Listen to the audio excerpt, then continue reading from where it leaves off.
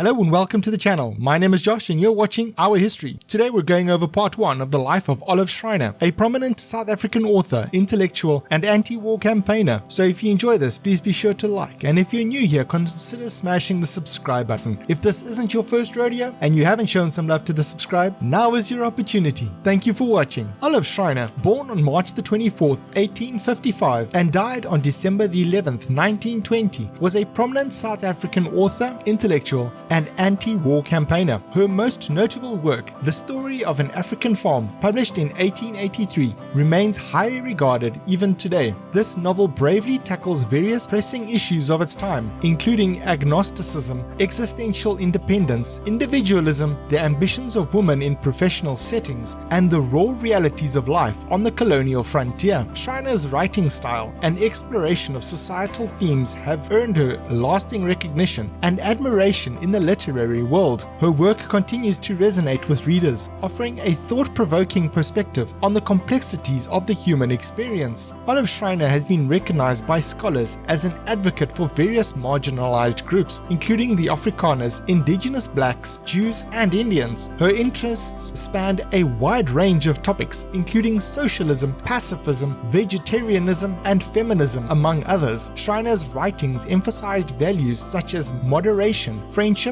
and understanding between peoples while avoiding strict categorizations and political radicalism. She was considered a lifelong freethinker, combining elements of her parents' missionary worldview with mystic elements and a secular interpretation of the Christian Bible. Biography. Karel Schoeman, a respected historian and authority on Schreiner in South Africa, described her as an exceptional figure within the South African context. He outlines the general trajectory of her life, which includes periods of residing outside the country. From a chronological viewpoint, Olive Schreiner's life shows an interesting pattern. After she spent the first 25 thereof in South Africa, she was in England for more than 7 years and also lived during this time in Europe. After this, she lived in South Africa for 24 years, the time of her friendship with Rhodes, the Anglo-Boer War, and her growing involvement in issues like racism and the lot of women, after which another exile followed in England for 7 years. It was only shortly before her death in 1920 that she returned to South Africa. Olive Schreiner,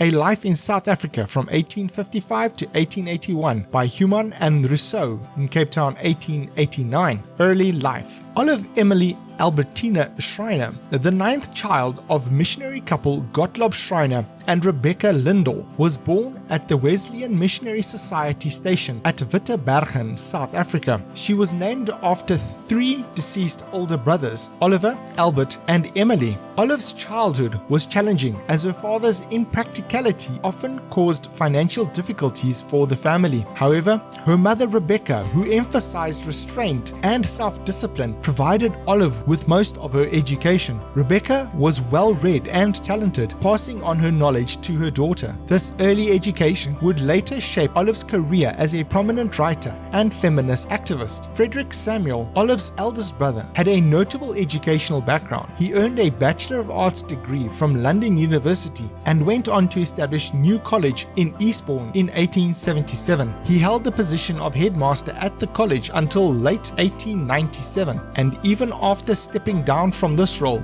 he continued to oversee the junior school until 1901. Tragically, Frederick Samuel passed away in 1901 while staying at the Grand Hotel in Eastbourne. He was laid to rest in the town where he had made such a significant impact on education. When Olive was 6 years old, her father Gottlob was transferred to Healdtown in the Eastern Cape to oversee the Wesleyan Training Institute. However, his inability to handle the responsibility led to his expulsion in disgrace for trading in violation of missionary regulations. This incident marked a turning point in his life as he had to fend for himself and attempt a business venture. Unfortunately, he failed once again and was declared insolvent within a year. As a consequence, Olive and her family were thrust into a life of extreme poverty, enduring hardships and struggling to make ends meet. Schreiner's sister Helen, also known as Ellie, passed away when she was just 9 years old. This tragic event greatly impacted Schreiner's perspective on life. Ellie was the youngest of 12 siblings and sadly passed away at the tender age of 17 months, spanning from 1864 to 1865. Schreiner deeply mourned the loss of her sister, and it had a lasting effect on her outlook. In remembrance of Ellie, Schreiner dedicated the prelude of her work From Man to Man to her sister. Additionally, Schreiner's own daughter, who unfortunately died shortly after birth, was also honored in this dedication. In a letter to John T. Lloyd of 1892, Olive Schreiner reflects on Ellie's death as a significant turning point in her life. She discusses this event as she comments on the impact it had on her perspective and personal growth. I think I first had this feeling with regard to death clearly when my favorite little sister died when I was 9 years old. I slept with her little body until it was buried, and after that I used to sit hours by her grave, and it was impossible for me then, as it is impossible for me now, to accept the ordinary doctrine that she was living on somewhere without a body. In 1867, Olive Schreiner and 2 of her siblings moved to Cradock to live with the older brother, Theophilus, who had been appointed as headmaster there. This move provided Schreiner with the opportunity for formal education, as she attended her brother's school. When Theo and her brother decided to go to the diamond fields, Olive chose to become a governess. On her way to her first post, she met Willie Bertram, who she shared her religious views and lent her book called First Principles by Herbert Spencer. This book had a significant impact on Olive. Olive met Julius Gao and became engaged under uncertain circumstances. However, their engagement was short-lived, and she moved back in with her parents and then her brothers. During this time, Olive immersed herself in reading and began to take her writing seriously. It was during this period that she started writing Undine. Over the course of a few years, Olive found work as a governess at various farms. One prominent farming family, the Fouchiers, had a significant impact on her writing career. The experiences and interactions she had with them provided inspiration for certain elements in her famous work, The Story of an African Farm. To maintain anonymity,